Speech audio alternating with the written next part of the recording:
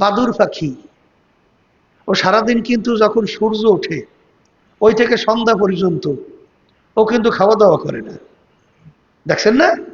বাদুর পাখি ছিলেন তো, ও কিন্তু ওই শোবে সাদেক বলতে গেলে ভোর ভোর হওয়ার আগেই ওর জায়গায় চলে যায়। সারা দিন ও গাছের ভিতরে ঝুলে থাকে, আবার যখন অন্ধকার হয় হয় তখন বের হয়। তা আমরা রোজা রাখে কি শোবে সাদেক হওয়ার আগ পর্যন্ত পানাহার করি, পানি পান করি, এরপর থেকে সূর্য ডোবা পর্যন্ত আমরা কিছু না খাইয়ে থাকি, ঠিক না? তাই উপবাস, এটা কিন্তু বাদুর পাখিও থাকে। আর তুমি আর আমি যদি খালি এই উপবাসই রইলাম, এইটা কি মূল উদ্দেশ্য? তাই রোজার রাখার উদ্দেশ্য কি? আল্লাহর ভয় ভিতরে পয়দা। এখন প্রতিটা অঙ্গ প্রত্যঙ্গের মাধ্যমে আল্লাহর ভয় আপনার ভিতরে পয়দা হয়েছে কিনা এইটা আপনার আমার পরীক্ষা করে দেখতে হবে। যদি এইটা আমরা না দেখি, উপবাস থাকবেন ঠিক, কিন্তু রমজানের রোজার যে উদ্দেশ্য সেটা কিন্তু কোনো লাভবান হবে না। ওই হিন্দুরাও কিন্তু উপবাস থাকে, সব জাতির ভিতরেই কিন্তু উপবাস থাকার একটা প্রবণতা আছে না নাই? এখন আপনিও উপবাস রইলেন, কিন্তু এর মাধ্যমে যে উদ্দেশ্য, সেই উদ্দেশ্য আপনি তালাশ কইরা সেই উদ্দেশ্যে বাস্তবায়নের চেষ্টা করলেন না। তো এই উপবাস থাকার লাভটা হলো কি? এই জন্য আপনার জিহ্বা আপনার কন্ট্রোল করতে হবে। মন চাইলি জিহ্বাদের যে কোনো কথা বলা যাবে না। এখন এই জিহ্বা তো আল্লাহর ভয় ভিতরে পয়দা হয়েছে, কাজে লাগাবার জন্যে জিহ্বার মাধ্যমে বিশেষ করে বলা হয়েছিল না রমজানের 4টা আমল বেশি বেশি করার জন্য? এর ভিতরে একটা আমল বলা হয়েছিল কি? কালিমার জিকির, লা ইলাহা ইল্লাল্লাহ, লা ইলাহা ইল্লাল্লাহ, লা ইলাহা ইল্লাল্লাহ। আমি কিন্তু বলি নেই, আল্লাহ রাসূল সাল্লাল্লাহু আলাইহি ওয়াসাল্লাম বলছেন, আমরা শুধুমাত্র শুনাইতেছি। আমার মা বোনেরা যারা পর্দা আলের ভিতরে আছেন, আপনারা কাজ করবেন, রান্নাবাড়ি করবেন, সবকিছু করবেন, বেহুদা বেশি পেশাল না পুইটা সুযোগ পাইছেন, নেক আমলের পাল্লা ভারী করেন, লা ইলাহা ইল্লাল্লাহর জিকির বেশি বেশি করেন, তাওবা ইস্তেগফার বেশি বেশি, তাওবা ইস্তেগফার মানে কি? আস্তাগফিরুল্লাহ বললি আলহামদুলিল্লাহ, আস্তাগফিরুল্লাহ, আস্তাগফিরুল্লাহ, আস্তাগফিরুল্লাহ। কথা ঠিক আছে? এই আর 3 নম্বরে কি করতে হবে? আল্লাহ রাব্বুল আলামিনের কাছে ফেরদাউস বেহেশতের জন্য দোয়া চাইতে হবে, দোয়া করতে হবে। আর 4 নম্বর আমল কি বলছিলাম? জাহান্নাম থেকে মুক্তি চাইতে হবে। কথা ঠিক কিনা? তাইলে জিহ্বাকে আল্লাহর জিকিরের রসের দ্বারা ভিজাই রাখা, কোরআনুল কারীম তেলাওয়াত করা। সুযোগ তো পাইছেন যারা তালিম তরবিয়াতে আছেন, আলহামদুলিল্লাহ। কারণ ফাআম্মা মান সাকুলাত মাওয়াজিনুহু ফাহুয়া ফি ঈশাতির রাদিয়া ওয়া আম্মা মান খাফফাত মাওয়াজিনুহু ফাউম্মুহু হাওিয়া ওয়া মা আদরাকা মা হিয়া নারুন হামিয়া।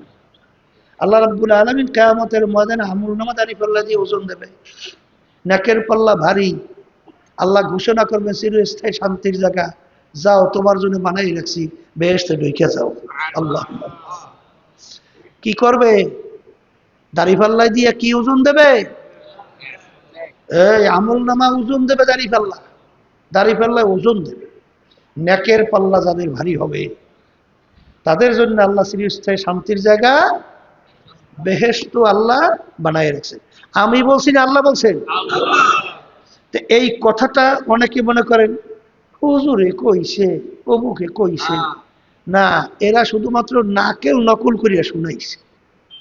আল্লাহ রাব্বুল আলামিনের কথা, ফাআম্মা মান সাকুলাত মাওয়াজিনুহু ফাহুয়া ফি ঈশাতির রাদিয়া ওয়া আম্মা মান খাফফাত মাওয়াজিনুহু ফাউম্মুহু হাওিয়া ওয়া মা আদরাকা মা হিয়া নারুল হামিয়া। তাই নেকের পাল্লা যার ভারী হবে চিরস্থায়ী শান্তির জায়গা বেহেশতের ভিতরে আল্লাহ দেবে। এই কথা কে বলছেন? আল্লাহ বলছেন। তাহলে নেক কামাই করা সবচেয়ে বড় মুখ্যম সুযোগ হলো রমজান মাস। কোন মাস? এই রমজান মাসে সুযোগ পাইয়াও যারা এই সুযোগের সদ্ব্যবহার করবে না, এরা কপাল পোড়া।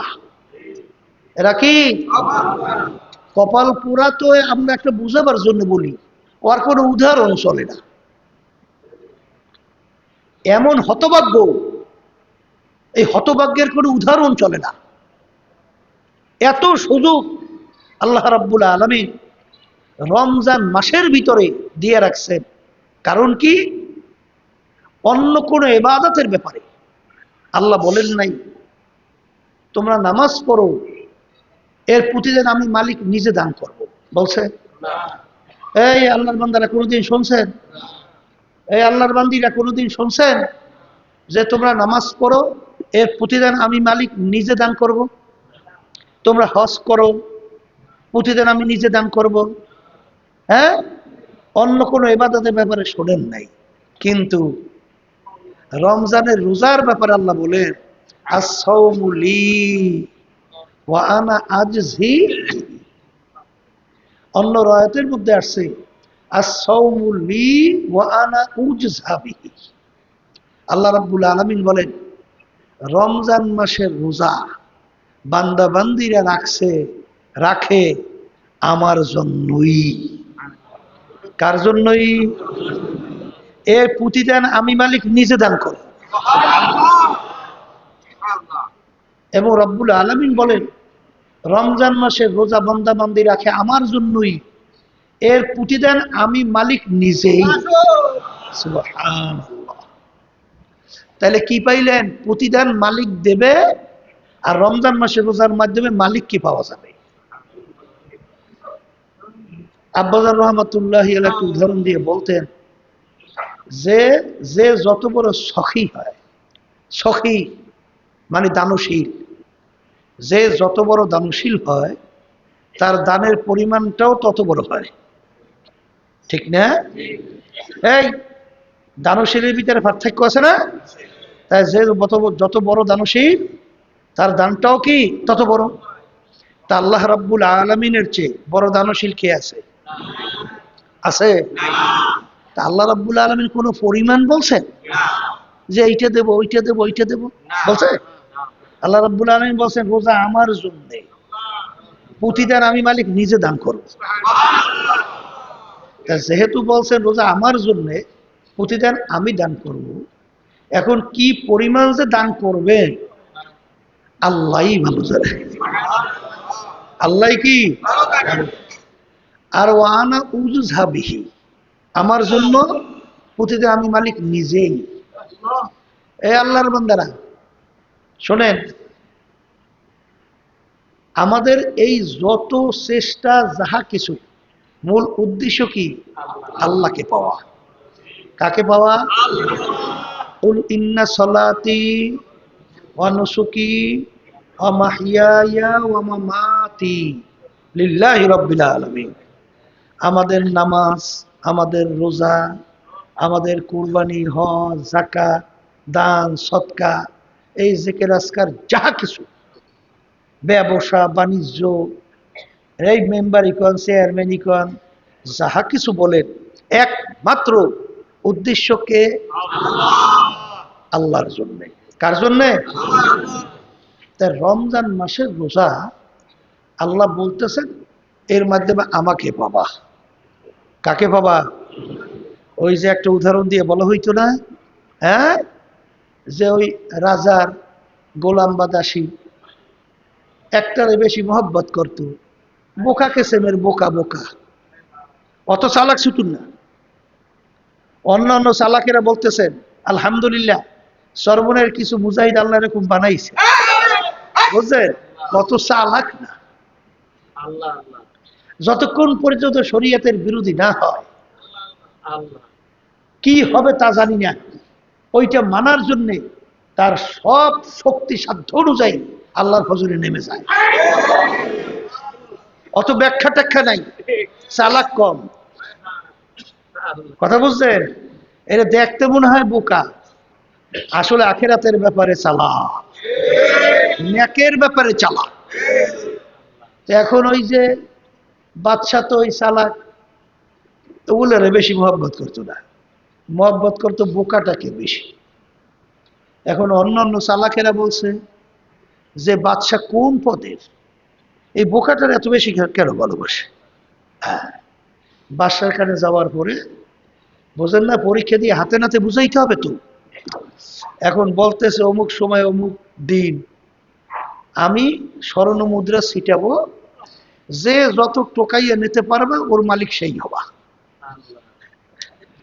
সবাই সময় গুনতেছে, বাদশা স্বর্ণ মুদ্রা ছিটাইবে, যে টোকাইয়া নেবে মালিক সে হবে। এই ঠিক টাইম মতো স্বর্ণ মুদ্রা ছিটাইতেছে, আর টোকাই টুকাই সবাই টোকরও ভরে। কিন্তু ওই বোকাটা ও সব বাদ দিয়া ও বাদশার দিকে চাই রয়েছে,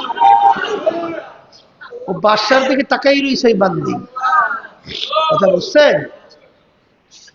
এখন অন্যান্য বোকারা বলতেছে আহারে আফসোস, যে এত স্বর্ণ মুদ্রা মূল্যবান জিনিস যাইতেছে, যে টোকাই নেবে সেই মালিক হবে, আর ওই বোকাটা নিজের ভালোটাও বুঝলো না, নিজের সম্পদের মূল্যটাও বুঝলো না। এটা কেমন বোকা! বাদশাহ ধমক দিয়া বলে, বোকা, সবাই স্বর্ণ মুদ্রা টোকায়, যে নেবে সেই মালিক, আর তুই এগুলো বাদ দিয়া, তুই সব কিছু বাদ দিয়া আমার দিকে ব্যাপার। তখন বান্দি বলতেছে, বাদশাহ, আমি তো স্বর্ণ মুদ্রার পাগল না, আমি তো সম্পদের পাগল না, আমি তো তোমার পাগল। তাই যেহেতু আমি তোমার পাগল, তাহলে স্বর্ণ মুদ্রা দিয়ে আমি কি করব? কারণ আমি জানি যদি আমি তোমাকে পাইয়ে যাই, এই নিছক কিছু স্বর্ণ মুদ্রায় কিছু সম্পদ, এত ক্ষণিকের কিছু, কিন্তু আমি তোমাকে পাওয়া অর্থই হলো এই সব কিছু আমি পাইয়ে গেলাম।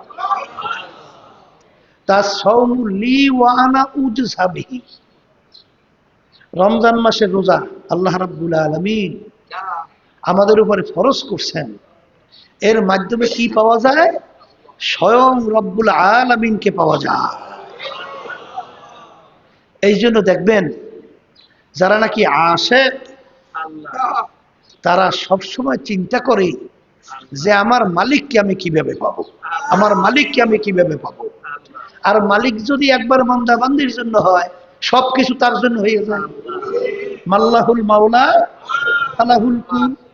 এই যারা আশিক হয়, তাদের কাছে বেহেশতের চিন্তা দোজখের চিন্তা থাকে।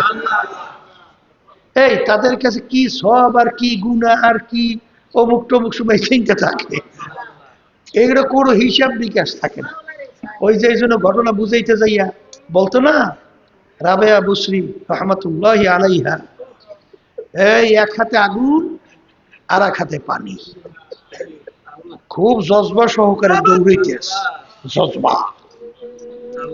জিজ্ঞাসা করে, ব্যাপার কি রাবেয়া? এই তোমার এক হাতে পানি আর এক হাতে আগুন, কি করো? করে আমি হাতে আগুন নিছি এর জন্যে যে আমি আল্লাহর বেহেশতকে জ্বালাই আনব, যে আগুন দিয়া বেহেশত কি করব? জ্বালাই। এগুলা কিন্তু আবার মাসালা কেউ আবার ধরিয়ে না, এগুলা কিন্তু আশেকদের প্রেমিকদের একটা কথা। তাই প্রেমিকদের কথার কোনো নিয়ম টিয়ম থাকে? আচ্ছা, থাকে না। এরা যারা প্রেমিক প্রেমিকায় ছাড়া বোঝানো যাবে না, এদের কোনো নিয়ম টিয়ম আইন নেই। বেশ, তাইলে আর পানি দিয়া কি করো?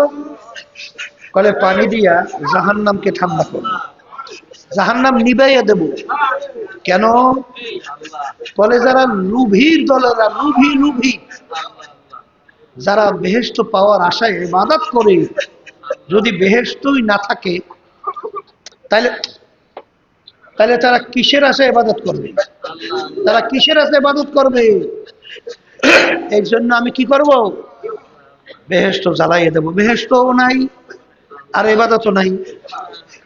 আর যারা ভীতু ভীতু, যারা জাহান্নামকে ভয় পায়, যদি আমি জাহান্নামকে ঠান্ডা কইরে ফেলাই জাহান্নাম যদি নাই থাকে তাহলে কিসের বা ইবাদত করবে? আমার মালিকে আমার মালিককে পাওয়ার জন্য, আমার মালিকের হুকুম পালন করার জন্য আসলে ইবাদত তো ওরা করে না। ওরা তো লোভী, ওরা তো ভীতু। এই জন্য ওইগুলো না থাকলে তো আর লোভীর দলের ইবাদত করবে না, আর ভীতুর দলের ইবাদত করবে না। আর আমার মালিক, আমার মাশুক, আমার মাহবুব, আমার মালিকের ইবাদত তো কেউ করে না। এটা হইলো আশেকদের কথা, এগুলো হলো আশেকদের কথা, কথা ঠিক না? এটা কোনো কিন্তু মাসালা না। এই জন্যই তো সবসময় বলা হয় যে, যেই কথা বলতে চাইছিলাম, as-sawmu li wa ana ujza bihi। এই রমজান মাসে রোজার মাধ্যমে কাকে পাওয়া যায়? বলেন, আল্লাহকে পাওয়া যায়। তাই যেহেতু আল্লাহকে পাওয়া যায়, মাল্লাহুল মাওলা ফালাহুল কুল।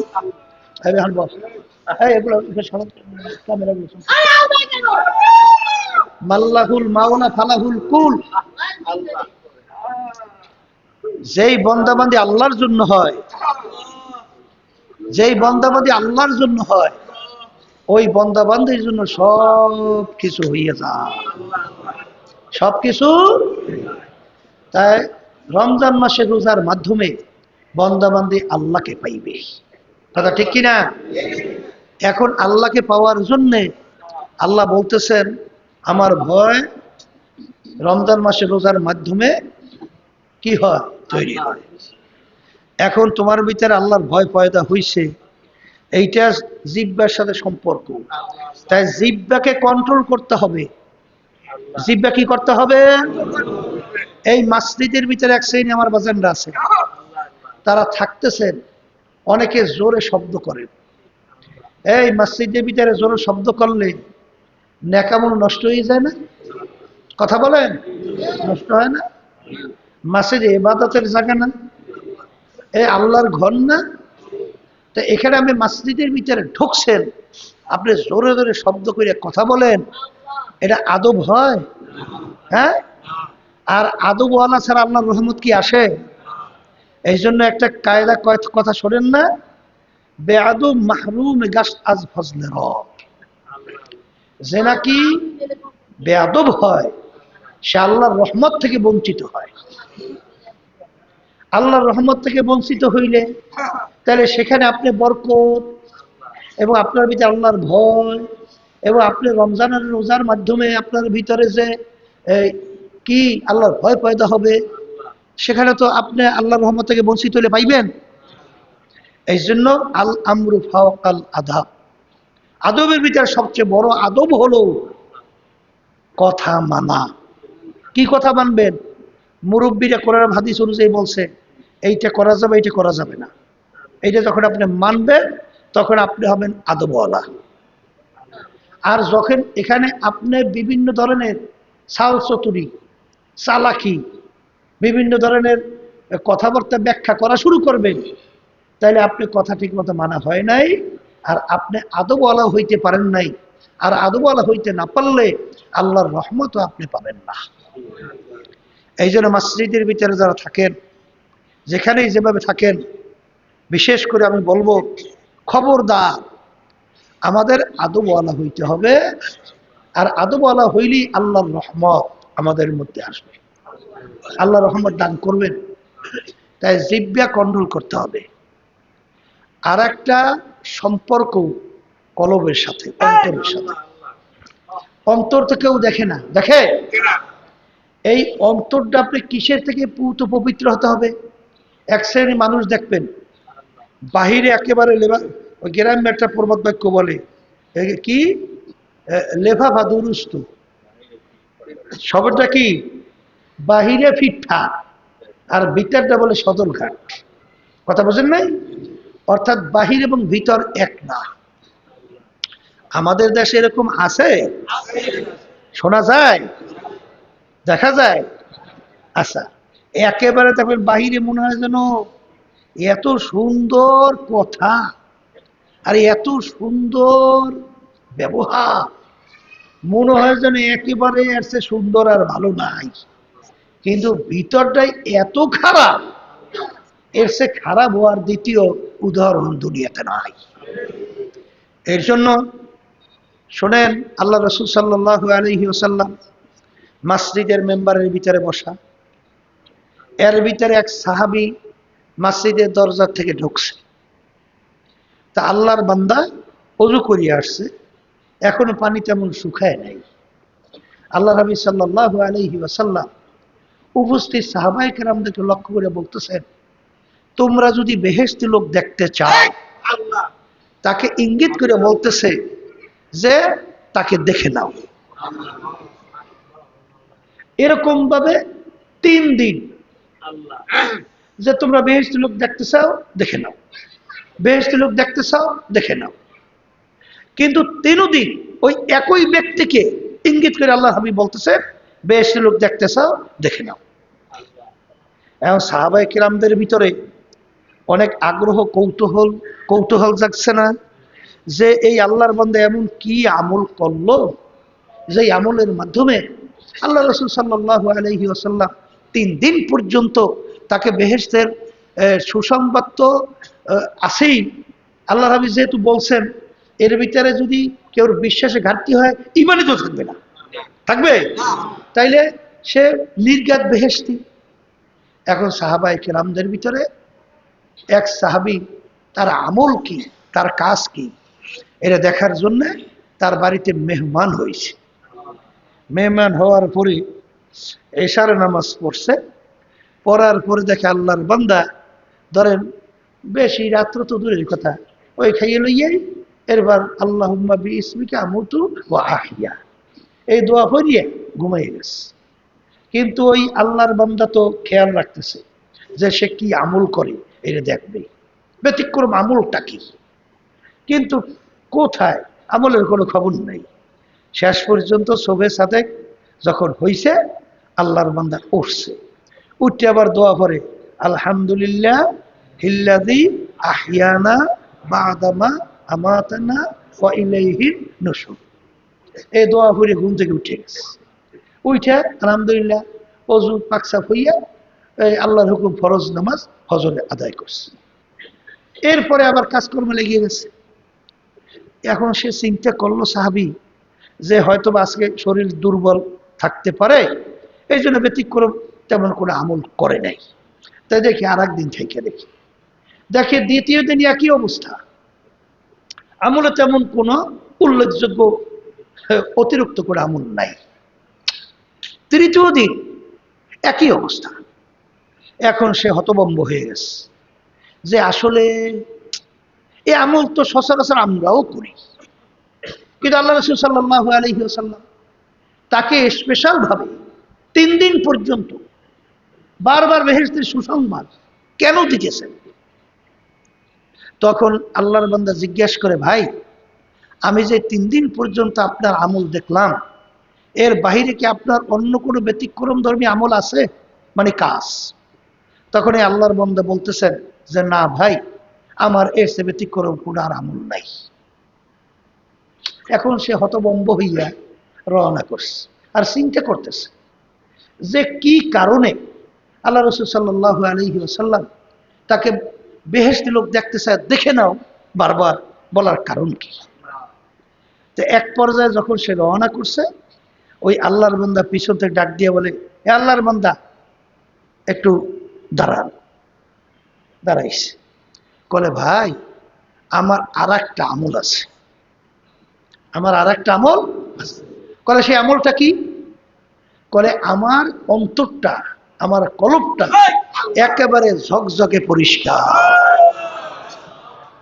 আল্লাহু আকবার।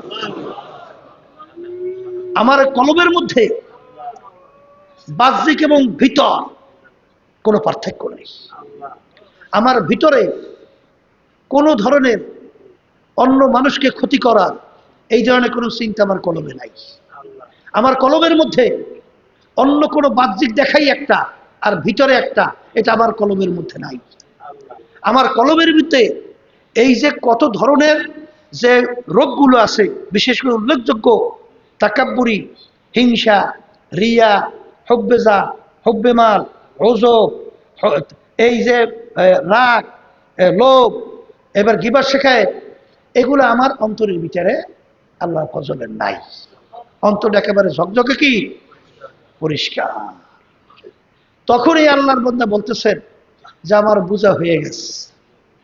আল্লাহ রাসূল সাল্লাল্লাহু আলাইহি ওয়াসাল্লাম তিনি যে বলছেন বেহেশত লোক দেখতে চাও দেখে নাও, তখনই আমার বোঝা হয়ে গেছে যে আসলে এই কলবটা, অন্তরটা ঝকঝকে পরিষ্কার হওয়ার কারণেই আল্লাহর হাবিব সাল্লাল্লাহু আলাইহি ওয়াসাল্লাম তাকে বেহেশতি লোক হিসাবে আল্লাহর হাবিব ঘোষণা দিছে।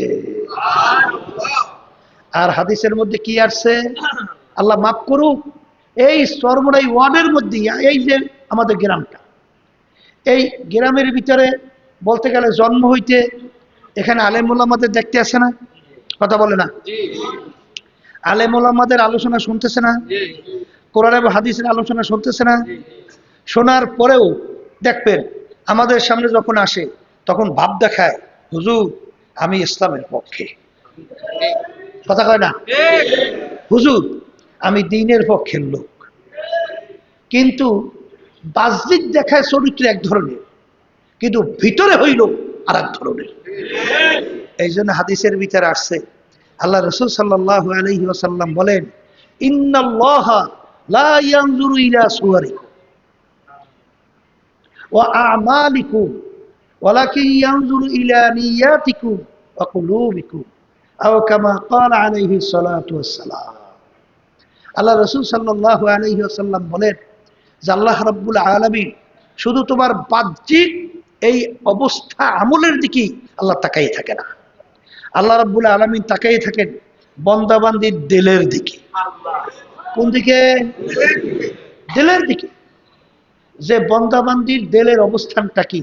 এই জন্য হাদিসের ভিতরে দেখবেন বুখারী শরীফের হাদিস, মিশকাত শরীফের হাদিস দেখবেন, বুখারী রহমাতুল্লাহি আলাইহি তিনি যে সহিহ বুখারী বলি না আমরা, এই বুখারী শরীফ যে তিনি লেখছেন, সেখানে প্রথম বাব, বাব মানে অধ্যায়, মানে বিষয়াদি, কি বিষয় নিয়ে আলোচনা হবে, কথা বোঝেন নাই? সেখানে বাব আনছেন কি? ওহির বাব। কির বাব? ওহির অধ্যায়। কিন্তু তিনি এই অধ্যায়ের সাথে হাদিসের কোনো মিল নেই, কিন্তু তিনি নিয়াতের হাদিস নিয়ে আসেন। নিয়াত কি বাহ্যিক না অন্তরের সাথে সম্পর্ক? নিয়াত কির সাথে সম্পর্ক? কলবের সঙ্গে, অন্তরের সঙ্গে সম্পর্ক।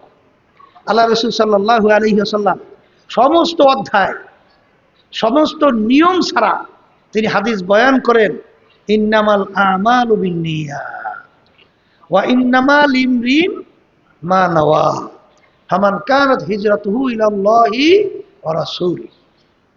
আল্লাহ রাব্বুল আলামিন তোমাদের অন্তরের দিকে দেখে। শহীদকে কিয়ামতের ময়দানে আল্লাহ প্রশ্ন করবে। প্রথম কিয়ামতের ময়দানে সর্বপ্রথম কাকে প্রশ্ন করবেন? শহীদকে। হাদিসের মধ্যে আসছে, সহিহ হাদিস, যে তুমি কি নিয়ে আসছো? রব্বুল আলামিন, আমি আপনার দ্বীনকে বুলন্দ করার জন্য, বাস্তবায়নের জন্য, অন্যায়ের প্রতিবাদে কাফেরদের বিরুদ্ধে দ্বীনের পক্ষে যুদ্ধ করতে করতে আমি শাহাদত বরণ করছি, ওই মর্যাদা নিয়ে আপনার দরবারে আসছি। আল্লাহ রাব্বুল আলামিন বলে, এ বান্দা, আমি তো তোমার দিলের খবর জানি। হাদিস বলছি না, আমি নিজে বানাই বলছি? হ্যাঁ, তাহলে প্রথম বলছেন যে আমি তোর দিলের খবর জানি। তুমি কিসের জন্য যুদ্ধ করছো আমি তো জানি। তাহলে তুমি যুদ্ধ আমার দ্বীনকে বলন্দের জন্য না, আমার হুকুম, আমার রাসূলের হুকুম পালনের জন্য না, তুমি যুদ্ধ করছিলা নিজে বাহাদুরি প্রকাশের জন্য। তুমি যুদ্ধ করছিলা গনিমতের মাল পাবে এই আশায়। তুমি যুদ্ধ করছিলা এক কথায় হুব্বুদ দুনিয়া রাসু কুল্লি খতিয়াতিন, একমাত্র দুনিয়ার উদ্দেশ্যে যাও। তুমি দুনিয়ায় সেগুলো পাইয়া গেছো, কিন্তু আমার কাছে আর কোনো বিনিময় পাবা না, যাও। তাহলে এই যে আপনার ভিতরে আল্লাহর ভয় পয়দা হয়েছে, রমজান মাসে রোজার মাধ্যমে পয়দা হয় ভয়, সম্পর্ক কি সঙ্গে? বলেন কলবের সঙ্গে, বলেন অন্তরের সঙ্গে। এখন আপনার অন্তর কলবের দিকে তাকাইয়ে দেখেন, আপনার অন্তরের মধ্যে আল্লাহর ভয় কিভাবে পয়দা হয়েছে। যার ভিতরে আল্লাহর ভয় পয়দা হবে, সে কি অন্য মানুষের ব্যাপারে অন্তরে কোনো ধরনের শত্রুতা পোষণ করতে পারবে? কথা বলেন। তার অন্তরের ভিতরে বিভিন্ন ধরনের শয়তানি বদমাইশি এগুলা চক্র রাখতে পারবে? পারবে না। কলবটা হইতে হবে ঝকঝকে পরিষ্কার। কথা ঠিক? এই শোনেন, আল্লাহর ভয় যে আপনার ভিতরে পয়দা হয়েছে, রমজানের ভিতরে পয়দা হয়, কথা বুঝছেন? এই জন্য দেখবেন আল্লাহর ওলিদের ইতিহাস পড়ে, সাহাবায়ে কেরামদের ইতিহাস পড়ে, আল্লাহর রসুল নবীদের ইতিহাস পড়ে, তাদের ভিতরে আল্লাহর ভয় কি পরিমাণ ছিল। দেখবেন দাউদ আলাইহিস সালাম তিনি জবুর কিতাব তেলাওয়াত করতেছে, হঠাৎ তার চোখের নজরে আসছে গর্তের ভিতর থেকে একটা লাল ছোট্ট একেবারে কিঞ্চিত একটা পোকা বের হইতেছে। ওই নজর পড়ার পরেই তার মনের ভিতরে এই প্রশ্নটা আসছে যে আল্লাহ রাব্বুল আলামিন এই ছোট্ট পোকাটাকে কেন বানাইছে, কেন বানাইছে? এর অর্থ কি যে আল্লাহ রাব্বুল আলামিন বানাইছেন বিনা চিন্তায় বিনা দ্বিধায়, সুবিধা অসুবিধা এইটা তিনি ওই প্রশ্নের উত্তরটা ওইভাবে না পাইয়া সে এইভাবে একটা প্রশ্ন যখন করছেন, তখন আল্লাহ বানাইছেন কেন একটু কেমন কেমন লাগছে না? আল্লাহর কুদরত, আল্লাহ রাব্বুল আলামিন পোকার জবান খুলে দিচ্ছে। ওই পোকা আপনার আমার মতো কথা বলে। পোকা বলতেছে, হে আল্লাহর নবী, আপনার কাছে আমার একটু প্রশ্ন। কথা বলে কি? বলে আমি প্রতিদিন আমি আল্লাহর এই জিকির করি, সুবহানাল্লাহি ওয়া বিহামদিহি, সুবহানাল্লাহিল আযীম, সুবহানাল্লাহ, আলহামদুলিল্লাহ, ওয়া লা ইলাহা ইল্লাল্লাহু আল্লাহু আকবার। এই জিকির আমি দৈনিক 1000 বার আমি জিকির করি, এইটা দিনে। কথা বুঝছেন? আর প্রতি রাত্রে আমি এই দুরূদ শরীফ পড়ি যে আল্লাহুম্মা সাল্লি আলা মুহাম্মাদিন নাবিয়্যিল উম্মিয়্যি ওয়া আলা আলিহি ওয়া সাল্লামা তাসলিমা। এই দুরূদ শরীফ আমি পড়ি। এখন নবী আপনি মন্তব্য করেন আমার ব্যাপারে যে এখন আল্লাহ আমাকে বানাইছে কার, এটা তো আর বলে নাই যে এখন আমার ব্যাপারে আপনার মন্তব্য কি? তখন নবীর ভিতরে ভয় এসে গেছে যে মালিক, আমি তো মনের ভিতরে আসছে কেন বানাইছেন, এখন পোকা যে এই কথা বলছেন আমি উত্তর দেব কি? সমস্ত শরীর থরকব্বর শুরু হয়ে গেছে যে মালিক আপনি কিছুই তো বেহুদা বানান নাই, তাইলে আমি এই মন্তব্যটা করিয়ে পড়ছি, এই মন্তব্যটা আমার ঠিক হয় নাই, অস্থির হয়ে গেছে বইতে। কথা বুঝছেন? তা আল্লাহ রাব্বুল আলামিন যাহা কিছু বানাইছেন, যাহা কিছু করছেন, বান্দাবান্দি বিনা দ্বিধায় তার উপরে ঈমান রাখা, এইটার উপর রাজি খুশি হওয়া। কথা ঠিক কিনা? আচ্ছা, তো এইভাবে আল্লাহর ভয় তাদের ভিতরে পয়দা হওয়ার কারণে এইভাবে থরকম্পন শুরু হয়ে গেছে। এই আল্লাহর বান্দারা ইব্রাহিম আলাইহিস সালামের কথা শুনছে। প্রথম যখন সৃষ্টিকর্তা আল্লাহ রাব্বুল আলামিনের পরিচয় তালাশ করতেছিলেন, কিছু সময়ের জন্য তার পদস্খলন হয়েছিল না? না হয় নাই? পদস্খলন হয়েছে, হওয়ার পরে যে চন্দ্র দেখছে হাজার রব্বি, এরপরে সূর্য দেখছে বড় রব, বিভিন্ন ধরনের পদস্খলন হয়েছে। যখন নাকি ওইটা তার মনে পড়তো, এমন ভাবে তার ভিতরে আল্লাহর ভয় পয়দা হইতো, সে থরথর করিয়া কাঁপতে কাঁপতে অনেক সময় জমিনে ঢইলা পড়তো। পাশ থেকে তার এই যে কলিজা ধরপর ধরপর করত, এই আওয়াজ পর্যন্ত বাইরে থেকে শোনা যাইত। আল্লাহ রাব্বুল আলামিন জিবরাইল আলাইহিস সালামকে পাঠাইয়ে বলতেছেন, জিবরাইল আলাইহিস সালাম, হে আল্লাহর নবী, আপনার কাছে একটা প্রশ্ন আল্লাহ করতে বলছে। কি প্রশ্ন? যে কোনো বন্ধুকে কি ভয় পায়? এই আপনার বন্ধু, সেই বন্ধুকে আপনি ভয় পাইবেন? আপনি যাকে সবচেয়ে বেশি একান্ত মনে করেন তাকে কেউ ভয় পায়? তাহলে আল্লাহ রাব্বুল আলামিন আমাদের সবচেয়ে কি কাছের বন্ধু, সবচেয়ে এক কথায় নিয়ম কোনো বিবরণ ছাড়া বন্ধু।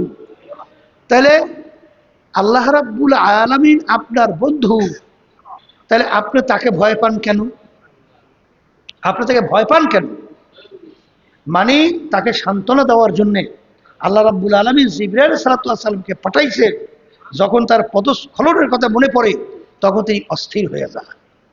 তাইলে যাদের ভিতরে আল্লাহর ভয় পয়দা হয়, সেই আল্লাহর বান্দাবান্দি যখন তার পিছনের গুনার কথা মনে পড়ে, জাহান্নামের কথা মনে পড়ে, তখনই তার ভিতরে এরকম ভয় এসে যায়। কি আসে? ওই যে ঘটনা শোনেন না, হ্যাঁ মুসা আলাইহিস সালামের জামানা কি, এবং জনৈক এক আল্লাহর বান্দা সে এক মেয়ের প্রেমে পড়ছে।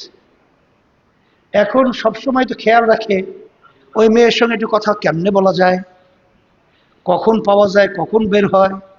এক সময় মেয়েটা তো ঘর থেকে বের হইছে, বের হওয়ার পরে ওই আল্লাহর বান্দাও পিছনে পিছনে যায়। কথা বলছেন? এখন এমন এক নির্জন জায়গায় যাইয়া পৌঁছলো, পৌঁছার পরে এখন এই আল্লাহর বান্দা তার মনের যে আকাঙ্ক্ষা এইটা মেয়ের কাছে প্রকাশ করলো। মেয়ের কাছে প্রকাশ করার পরে তখন ওই আল্লাহর বান্দি ওই মেয়েটা, এ পর্দালে মা বোনেরা দেখো আল্লাহর বান্দিরা আল্লাহকে কিভাবে ভয় করে, আর আপনারা কিভাবে ভয় করে। আল্লাহ মাফ করুক, শোনা যায় সর্বনের মধ্যেও 200 টাকা 300 টাকার বিনিময় বেপর্দা হইয়া তারপর বলে বিভিন্ন জায়গায় উপস্থিত হয়। এ আল্লাহর বান্দারা বান্দিরা, আল্লাহ মাফ করুক আমাকে সহ সবাইকে। এই বর্তমানে একটু চা খাইতে গেলে 200 টাকা হয় না, একটা ইলিশ মাছের দাম 1000-5000 টাকা দাম হয়, একটা গরু ছাগলের দাম হয় কত। এ আল্লাহর বান্দিরা, শোনা যায় 200-300 টাকার বিনিময় তোমাদেরকে ঘর থেকে বের কইরা তোমাদেরকে গুনার বিচারে লিপ্ত করায়, আর তোমরা সেই পিছনে দৌড়াও। তাহলে তোমাদের ভিতরে আল্লাহর ভয় পয়দা হইছে? হ্যাঁ, আল্লাহর ভয় পয়দা হইছে? হয় নাই তো। আর এই রমজান মাসে রোজার মাধ্যমে তোমার ভিতরে আল্লাহর ভয় পয়দা হবে, যেই কথা বলতে চাইছিলাম।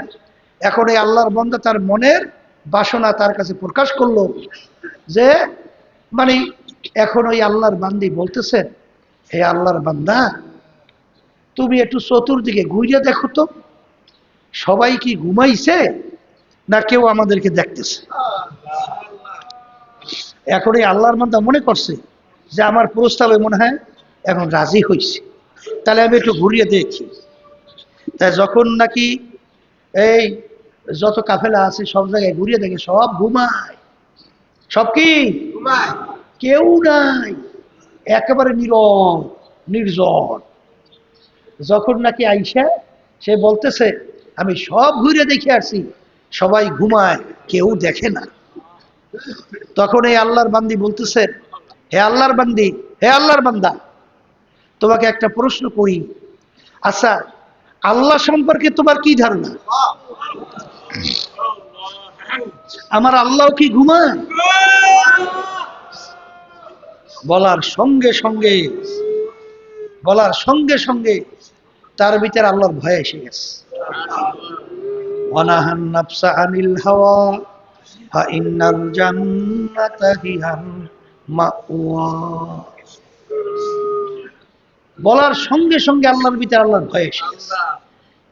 লা তাখুযুহু সিনাতুন ওয়ালা নাওম, আমার মালিকের ঘুমও নাই জিমানিও নাই।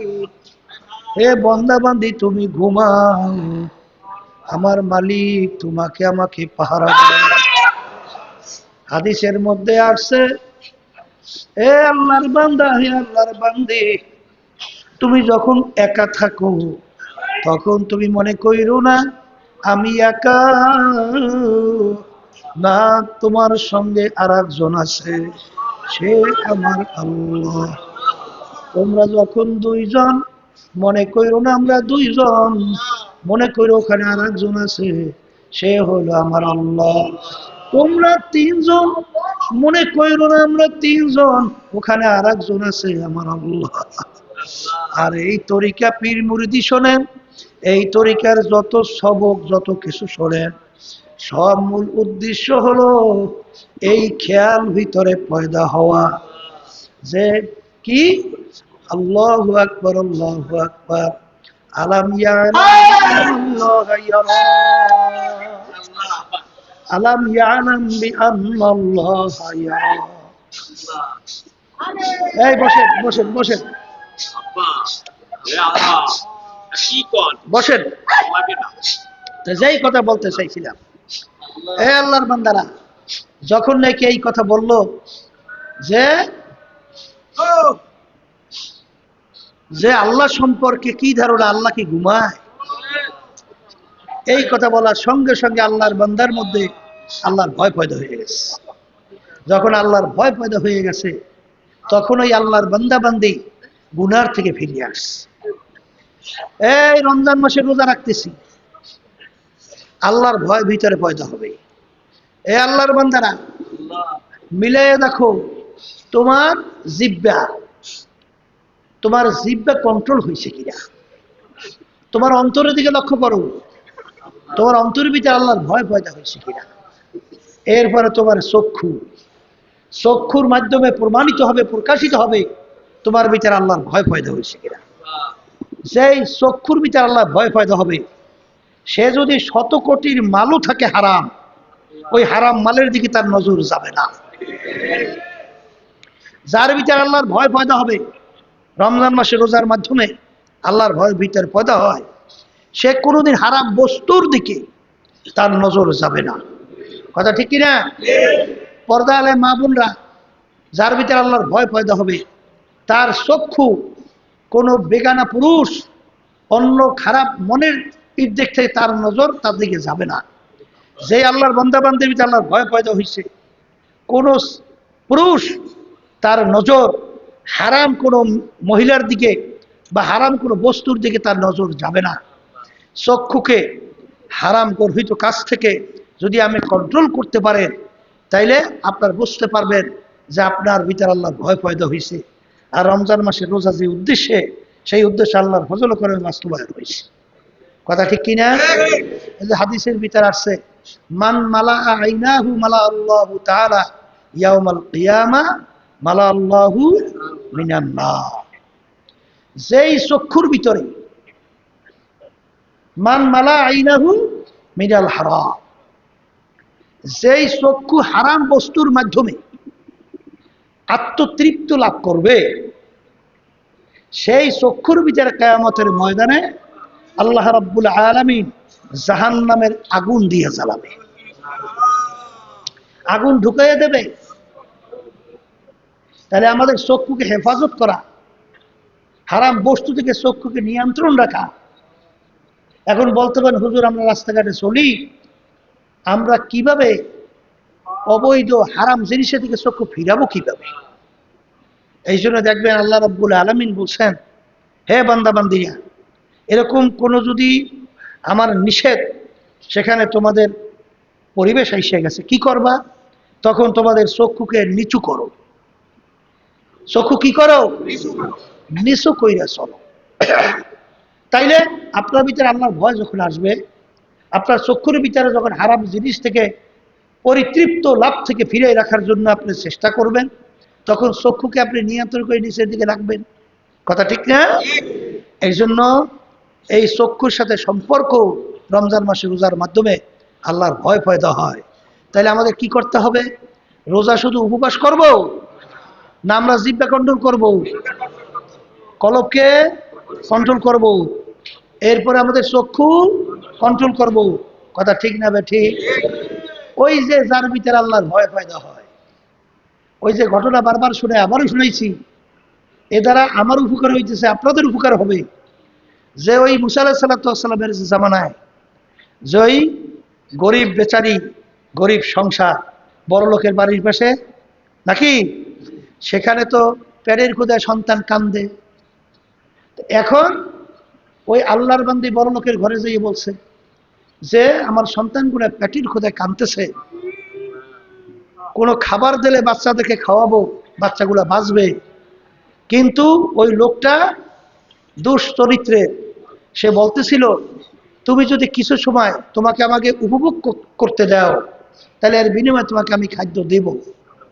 তখন ওই আল্লাহর বান্দি আল্লাহর ভয় ওখান থেকে চলে আসার পরে বাচ্চাগুলো যখন মাকে দেখছে, হাউমাউ করিয়া সে মাকে ধরছে। মা পেটে ক্ষুধায় অস্থির পাগলের মতো করতেছে।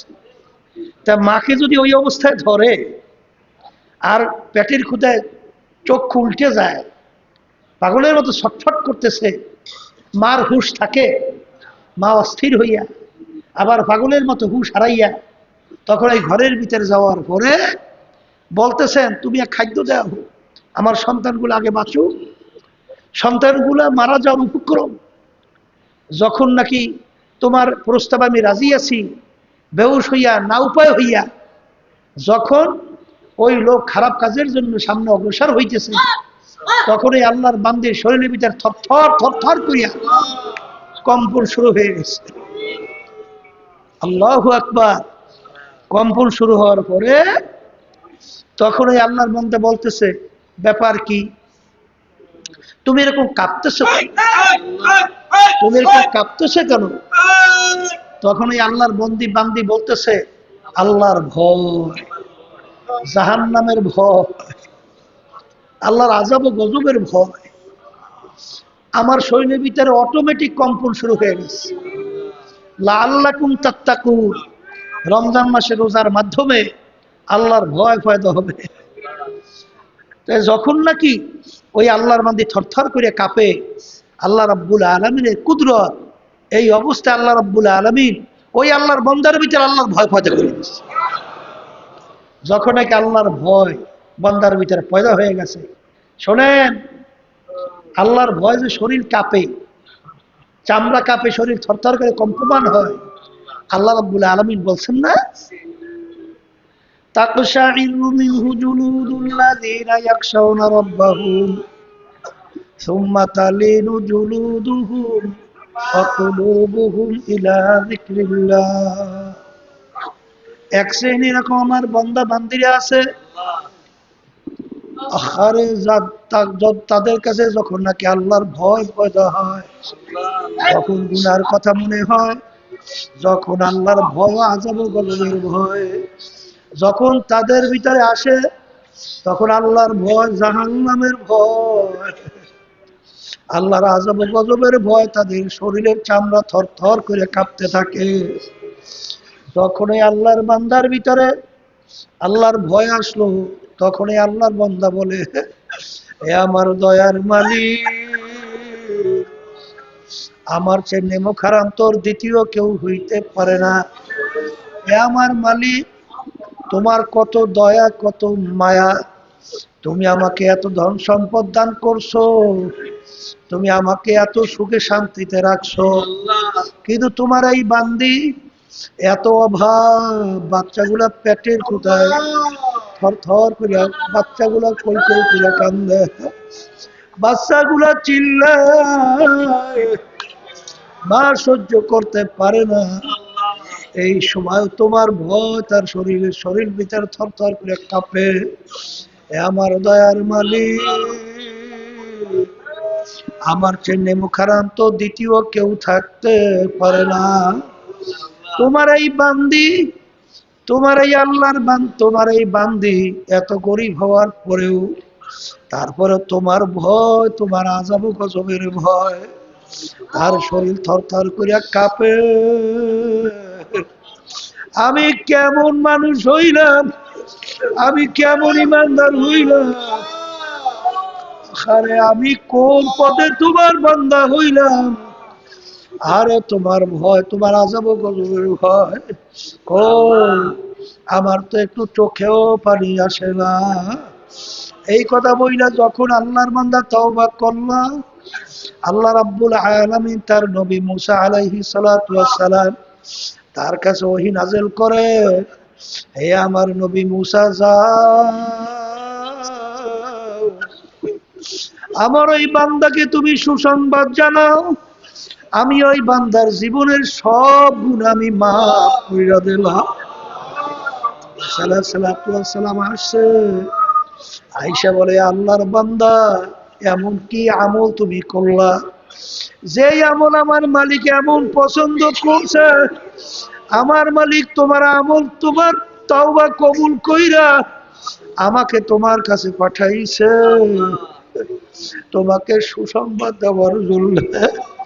তোমার জীবনের সব গুণ আমার মাওলা মাফ কইরা দিয়েছে। আত্তাকওয়া মিলাকুল হাসানাত, সমস্ত নেকির মূল হলো আল্লাহর ভয় ভিতরে পয়দা হওয়া।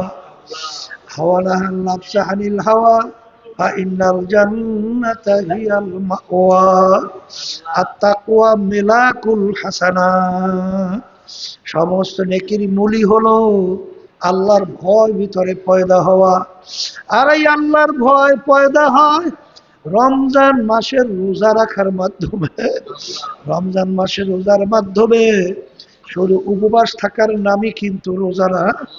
এ আল্লাহর বান্দারা, পর্দালের মা বোনেরা, রোজা রাখো, জিহ্বা কন্ট্রোল করো, চক্ষুকে হেফাজত করো, অন্তরের ভিতরে আল্লাহর ভয় পয়দা করো।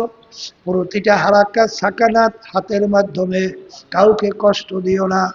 হাত দিয়ে হারাম মালের দিকে হাত বাড়াইও না, হারামের দিকে হাত বাড়াইও না। হাতকে কন্ট্রোল করো, পাওকে কন্ট্রোল করো। আর রমজান মাসে রোজা আল্লাহ ফরজ করছেন, তোমার ভিতর, তোমার আমার ভিতরে আল্লাহর ভয় পয়দা হবে। দেখো, পরীক্ষা নিরীক্ষা কইরা দেখেন আপনার আমার ভিতরে আল্লাহর ভয় পয়দা হইল কিনা।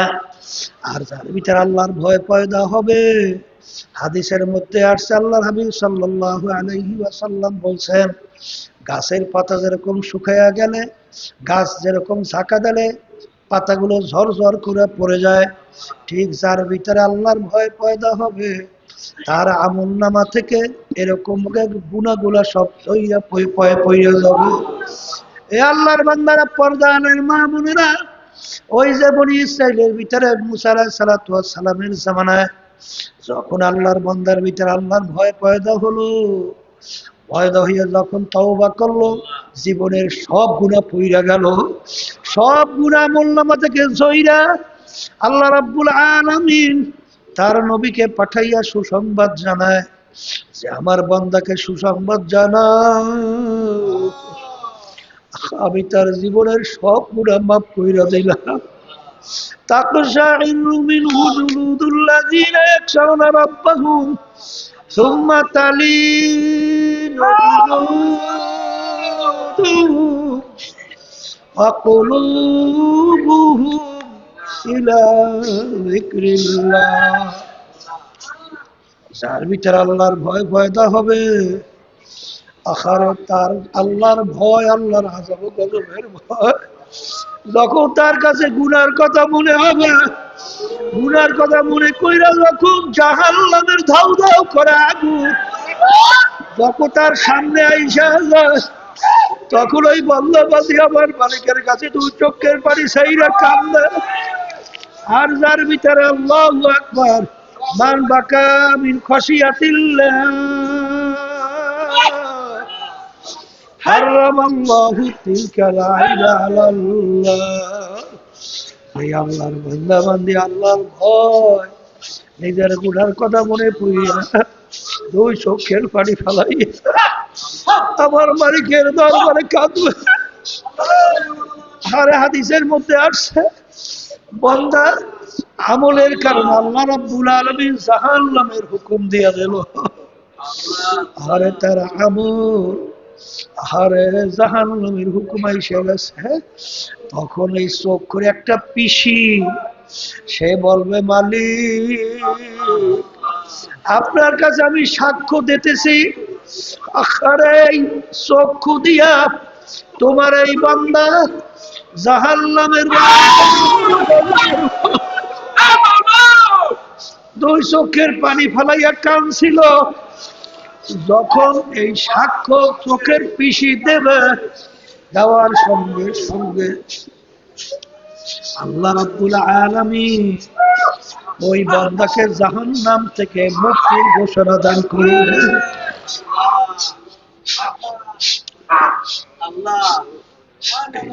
বাজানদেরকে বলবো, পর্দারে মা বোনদেরকে বলবো, কুতিবা আলাইকুমুস সিয়াম কামা কুতিবা আলাল লাযীনা মিন ক্বাবলিকুম লাআল্লাকুম তাত্তাকুন।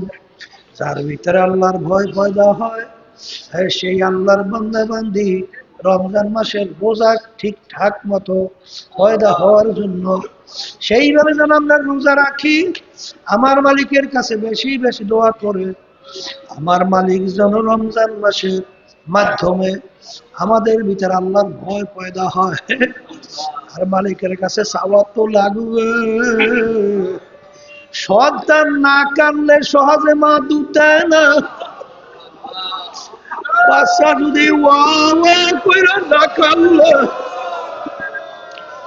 বাচ্চাকে যেরকম মা দুধ দেয়, এরকম গুনার কথা মনে কইরা যদি আমার মালিকের দরবারে দিলটাকে নরম কইরা যদি আমার মালিকের দরবারে কান্নার মতো কাঁদতে পারো, তাওবার মতো তাওবা করতে পারো, আর চাওয়ার মতো চাইতে পারো, আমার মালিক তো দয়ার সাগর, মায়ার সাগর। আমার মালিক তো রহমানুর রহিম। সাবাকাত রহমতি আলা গজবি।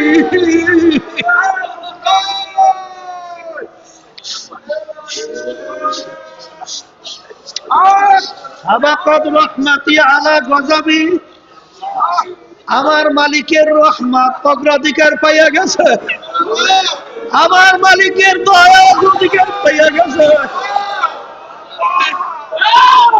সাবাকাত রহমতি আলা গজবি।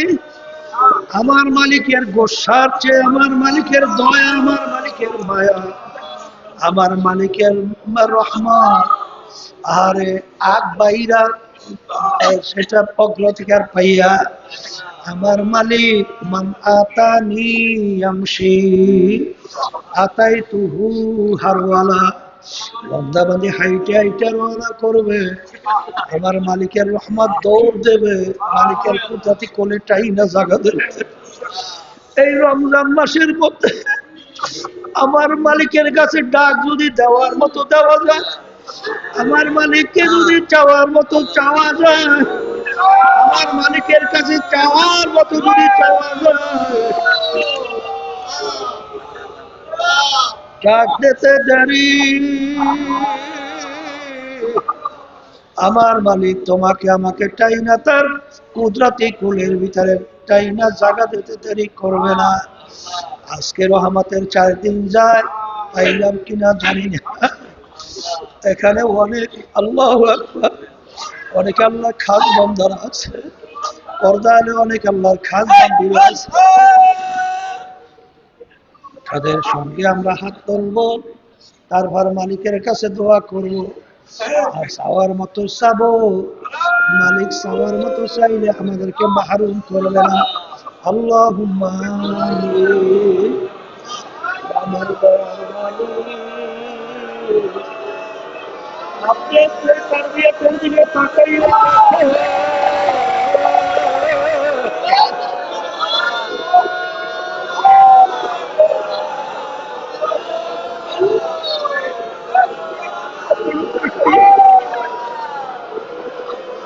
আপনার বান্দারা কিভাবে কাঁদবে।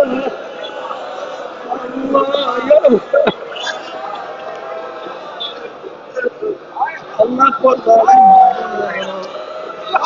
আশা করি আপনার সাই দরবার হাত করেছে। আমার দয়ার মালিক,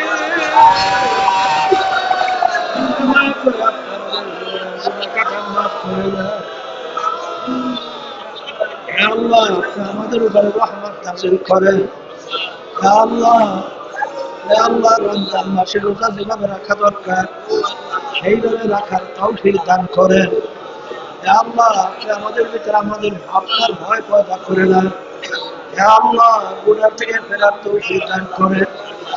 আল্লাহ রমজান মাসের সমস্ত বরকত, রহমত, মাগফিরাত সব আপনি আমাদেরকে দান করেন।